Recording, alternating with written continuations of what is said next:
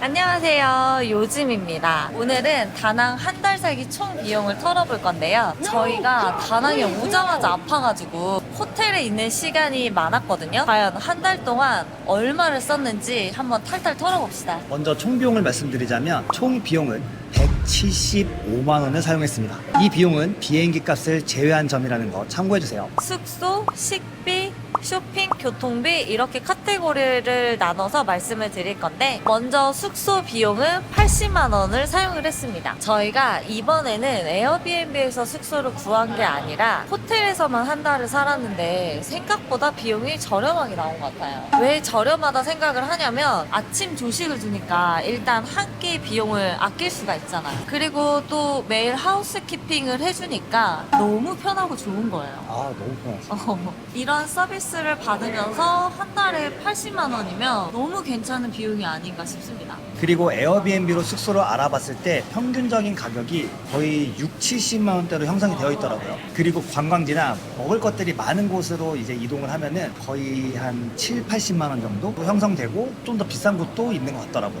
그래서 이번 다낭 한 달 살기 숙소는 호텔이 신의 한 수이지 않았을까 싶습니다. 맞아. 저희는 1월 비수기에 간 거라서 성수기 때는 가격이 조금 오를 수 있다는 점 참고해주세요. 그 다음 식비 70만 원을 사용을 했습니다. 그리스에서 6주를 살다가 베트남으로 넘어오니까 저렴한 외식 물가에 너무 신나가지고 저희 부부가 진짜 신나게 사 먹은 것 같아요. 진짜 매일 먹었죠, 매일. 각자 밥 하나씩 시키고 그리고 맥주도 시키고 사이드 메뉴도 시키고 이렇게 해도 만 원이 안 나옵니다. 심지어 맛집인데. 진짜 말도 안 되는 물가 아니지 않습니까? 로컬로 가면 심지어 더 저렴해요. 스타벅스 같은 경우에도 톨 사이즈 한 잔에 약 3,500원 정도 하거든요. 근데 로컬 카페 아메리카노 가격이 거의 1,600원에서 2,200원으로 형성이 되어 있어요. 그런데 로컬 카페 커피 맛이 떨어지느냐? 또 그건 아니거든요. 그러니까. 커피가 맛있어요. 그래서 저희는 유명한 카페보다는 로컬 카페를 좀 더 많이 애용한 것 같습니다. 그리고 또 과일이 말도 안 되게 저렴해요. 망고 5개에 2,000원 정도 하거든요. 진짜 과일 많이 드시고 가세요. 이게 남는 것 같아. 지금 우리나라 마트 물가 장난 아니지 않습니까? 한국 들어가기 조금 무섭달까? 살벌합니다, 살벌해. 어. 그 다음은 교통비. 9만 원이 나왔고요. 이게 생각보다 좀 많이 나와서 저희도 놀랐는데 이게 왜 이렇게 많이 나왔냐 생각해 보니까 저희가 호이안을 갔다 왔잖아요. 호이안 왕복 택시비만 한 5만 원 정도 들었던 것 같아요. 대략적으로 봤을 때 10분 정도 거리가 평균 가격이 한 2,500원에서 2,700원이라고 생각하시면 될 것 같습니다. 그리고 봉달님이 또 많이 아팠잖아요. 그래서 그냥 택시를 주구장창 타고 다녔어요. 그래서 좀 더 많이 나온 감은 좀 있는 것 같아요. 거의 안 걸었다고 보시면 됩니다. 그냥 택시. 그 다음은 쇼핑. 한 8만 원 정도 사용했고요.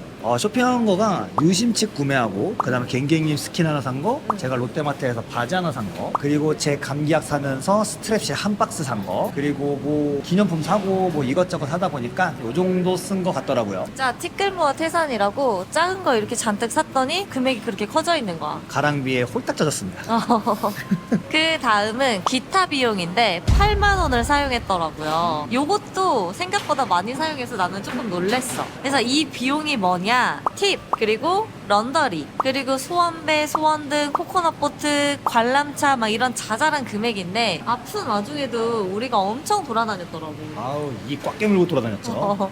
진통제 먹으면서. 그럼. 그 중에서도 제일 금액이 컸던 게 다낭에서 관람차를 탔었던 금액이야. 요 금액이 가장 제일 컸던 것 같아. 이렇게 다낭 한 달 살기 총 비용을 살펴보았는데요. 저희는 175만 원이 나왔지만 아껴서 쓰려면 훨씬 더 아껴 쓸 수 있을 것 같긴 했었어요. 로컬 식당이나 로컬 카페만 간다고 쳤을 때 내가 볼 때는 식비 한 40만 원 정도 나올 것 같고, 그리고 숙소를 에어비앤비로 했다면은 한 50만 원에서 60만 원 선의 숙소를 구해서 이제 한 달에 베트남 살기를 100만 원에 끝내는 거지. 그치. 이게 가능할 것 같더라고요. 근데 로컬도 깨끗하고 괜찮은 데 많았어. 그니까. 그리고 한국 사람들이 왜 그렇게 베트남을 좋아하는지 알겠어. 왜? 우리가 이렇게 한 달을 쭉 살아보니까 베트남이 살기가 너무 좋아. 살기는 진짜 좋은 것 같아. 솔직히 생활 수준은 한국이잖아. 근데 물가가 말도 안 되게 저렴해. 그리고 난 또 좋았던 거, 한국말 잘하시는 분들이 왜 이렇게 많아? 맞아. 그래서 이렇게 소통하는데 크게 불편함은 없었던 것 같아. 만약에 우리가 물어봤는데 그 직원이 한국말을 잘 못해.